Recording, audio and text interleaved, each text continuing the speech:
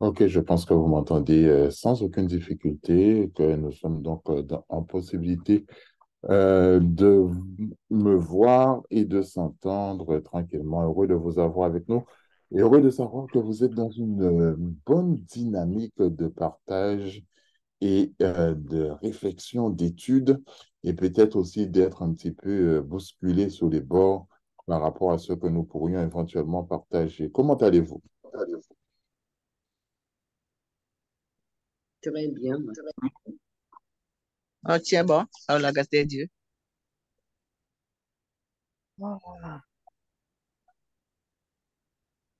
Ah, ben, merci pour ces quelques petites informations que vous avez partagées avec nous et que nous allons pouvoir mettre en évidence dans quelques instants. Et nous allons aussi pouvoir visualiser tout ce que nous avons déjà fait. Nous sommes dans quelle partie actuellement? Partie numéro combien? Ouais. Dernière Numéro part. La troisième partie. Troisième partie. Très Partie bien. 3. Exactement, partie 3. Et avec vous, ensemble, nous allons essayer de voir comment nous allons arriver à, je dis bien, comment nous allons arriver à extirper les quelques derniers éléments qui vont être pour nous des éléments un petit peu porteurs, mais qui vont aussi nous aider dans notre réflexion. J'espère que vous continuez à partager le lien. Je profite de l'occasion pour vous dire que vous pouvez encore nous envoyer vos témoignages, quelle que soit la forme de témoignage audio, vidéo, écrit, pour nous dire comment vous vivez cette expérience du 24/7 sur Zoom, comment vous venez très haut le matin, à 4, 5 heures du matin, 6 heures du matin, pour pouvoir prier, échanger ensemble. Et ça va être quelque chose d'assez intéressant pour nous de recevoir tous vos avis en ce sens. Je pense que mon partage va pouvoir se faire sans trop de difficultés. Et donc, vous m'aviez donné la bonne réponse. Effectivement, nous sommes dans un avertissement rejeté.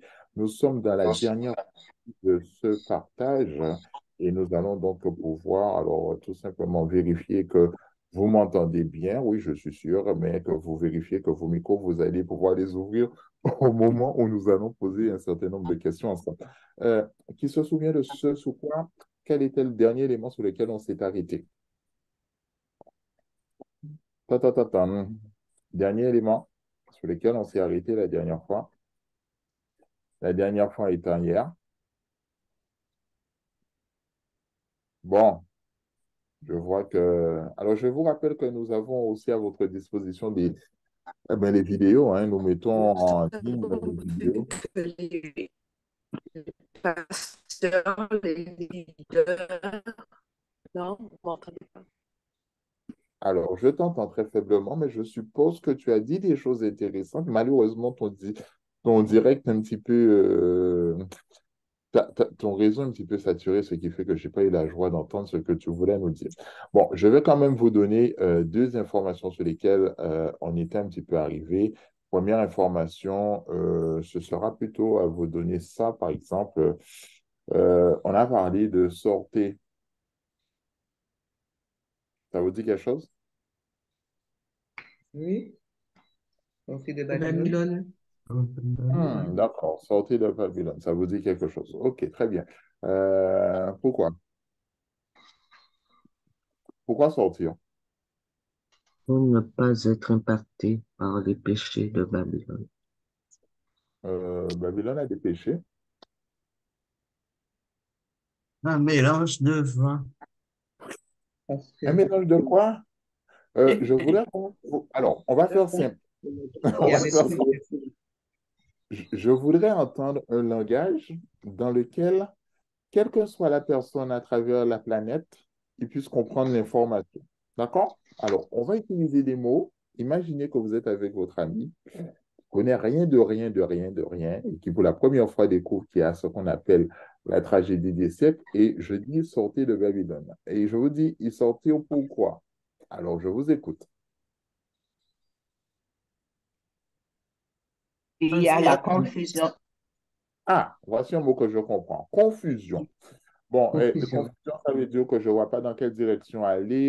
Est-ce que je dois aller au nord ou Confusion au sud? doctrinale dans Babylone. Ah, merci beaucoup. Voilà. Très bien. Là, c'est Il y a vraiment toutes clair. sortes Confusion. d'enseignements Ouais, de enseignement faux philosophique, mathématiques, sciences physiques, c'est quoi quel enseignement? enseignements faux qui éloignent de la vérité que Dieu a laissée. Bon, voilà, mais il faut vraiment être spécifique quand nous essayons d'aborder les choses pour que les gens ne soient pas dans la confusion. Donc, en fait, historiquement, Babylone représente un ensemble de philosophies religieuses, d'enseignements religieux qui sont un petit peu bizarres. Et il faut sortir. Mais pourquoi il faut sortir?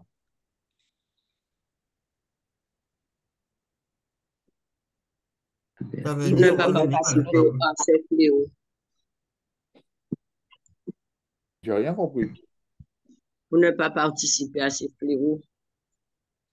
Ah, il y aura des fléaux. Ah, il y aura des fléaux. Ah, d'accord, c'est la raison pour laquelle. Bon, d'accord, on va garder ça à l'esprit. Alors, je voudrais maintenant, alors, bon, vous êtes d'accord avec moi qu'il y a sur cette notion-là. Bon, Babylone, généralement, Babylone, un enseignement bizarre. Bon, alors, maintenant, si vous avez ça, un petit rappel en arrière, est-ce que Babylone a des filles? Si Oui, Babylone Donc, ça veut dire que si Babylone a des filles, c'est que Babylone, c'est la mère, quelque part. oui, Alors, généralement, on prend un peu de sens physique avec vous. Lorsque nous prenons un tube à essai et que nous mettons une solution particulière dans ce tube à essai, avec une certaine concentration, il est possible de récupérer avec une pipette une partie de ce tube, du contenu de ce tube, de le transférer dans un autre tube à essai, d'y ajouter de l'eau, on va le diluer et on va obtenir une solution fille. Quelles sont les caractéristiques entre la solution mère et la solution fille? Est-ce qu'elles sont identiques?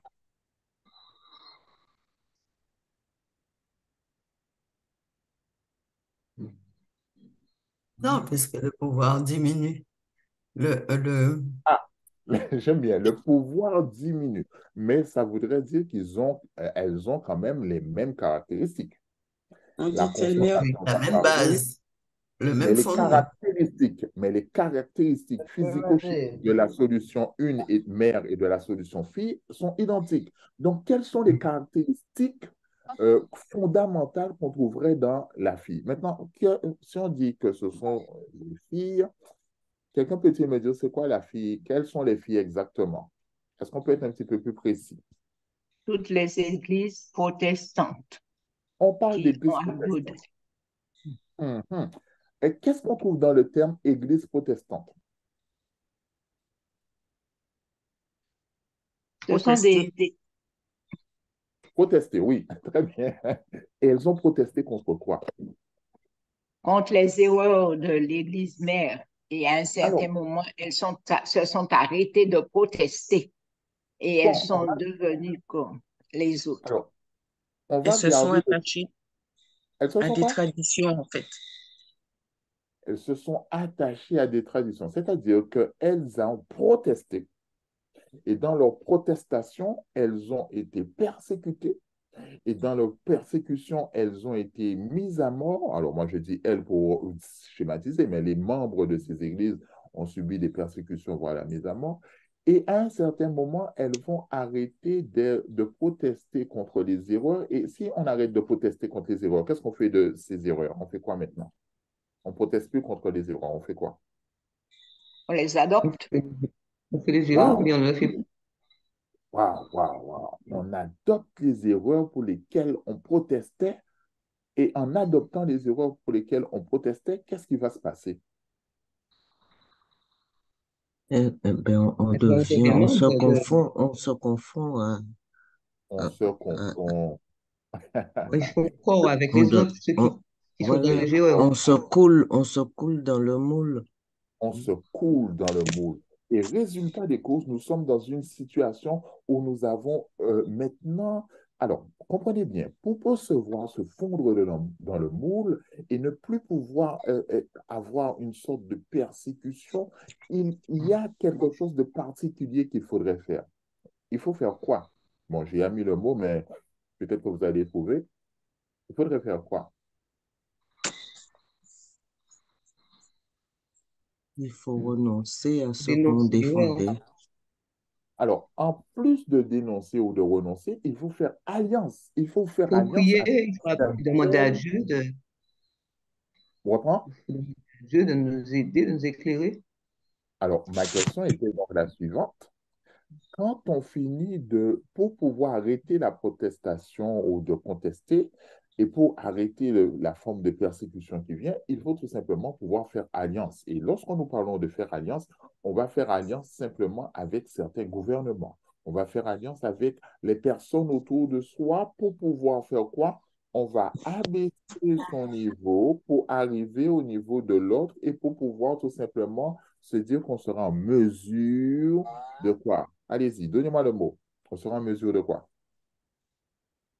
Et protester de... d'être accepté. Merci beaucoup. On sera en mesure d'être accepté. Et donc, par conséquent, qu'est-ce qui va arriver lorsqu'on va être dans cette situation, dans cet état-là? On va tout simplement accepter des pratiques païennes. On va accepter ce qu'on refusait, mais on va aussi se rallier à certains pouvoirs politiques, certains, pour pouvoir apparaître comme étant tout à fait dans la norme de la société et pour pouvoir faire plaisir à tout le monde. Résultat des courses, qu'est-ce qui va se passer ici? Les pratiques païennes vont revenir dans ces églises. Alors, exemple de pratique païenne, il y a un auteur qui disait tout simplement que ne voilà-t-il pas que dans certaines églises, on va avoir sous 10 statues, sous 10 églises qui adorent la statue à Marie, parmi les églises anglicanes, il y aura une qui va adorer Jésus. Donc, on voit qu'il y a une certaine confusion. Et ce sur quoi je voudrais attirer votre attention, c'est tout simplement voir que la transmission des apôtres ou des pères à la génération suivante va tout simplement être de plus en plus diluée. Quand nous parlons des apôtres, les apôtres, c'est le concentré. La deuxième, et quand je parle des apôtres, je prends les pères de la protestation, Calvin, ou John Waggoner, Wycliffe et Miller, tout ça vont donner la substance. Mais au fur et à mesure, on va se rendre compte que la première génération, ça commence à être dilué.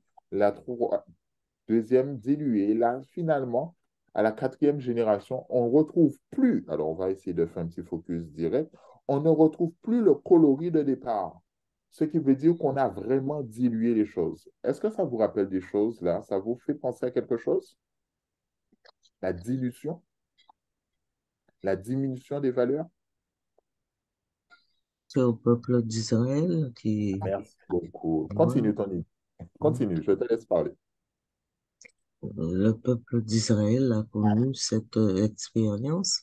Euh, il devait être un modèle parmi les autres peuples et par des alliances, notamment sous Salomon, au règne de Salomon, petit à petit, après Salomon, le fils de Salomon, etc., eh bien, euh, il n'est plus, les gens ont adopté Astarté, Baal et tous les autres dieux.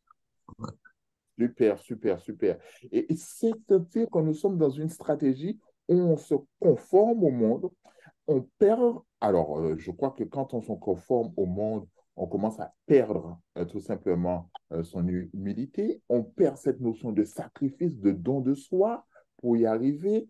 On perd cette notion de simplicité de l'évangile et on perd cette notion de renoncement à soi. Et finalement, on veut tout simplement faire plaisir, amour du plaisir. Alors, nous avons simplement un son autre qui apparaît derrière moi, amour du plaisir. Et donc, par conséquent, quand on a cette posture qui se présente devant nous, qu'est-ce qui va se faire? Eh bien, on va tout simplement commencer à diminuer et disparaître. Et la réalité qui nous intéresse et qui nous interpelle en ce jour, c'est tout simplement vous faire comprendre comment ce vin va être, le vin abreuvé du vin va tout simplement apparaître de Babylone. Ce vin, c'est quoi? Comment on fait pour faire en sorte que les choses disparaissent, que, en fin de compte, que cette humilité disparaisse? Qu'est-ce qu'on va faire? On va créer quoi? Une puissance de quoi? Alors, vous réfléchissez, je vais vous aider. On va tout simplement avoir une sorte de puissance d'égarement. Et cette puissance d'égarement, comment va-t-elle se manifester? Elle va se manifester avec des personnes qui, se disant savantes, vont dire que tout simplement la Bible est une... C'est une hérésie. Alors, les personnes qui ont pris, qui n'avaient pas accès à la Bible. Vous avez vu, on vous a raconté comment la Bible a pu prendre son essor, comment les gens ne pouvaient pas la lire, comment on faisait tout un système autour pour dire que la Bible, c'est pas impossible. Maintenant que la Bible est là entre les mains, des savants vont venir dire que ce que la Bible dit, c'est faux.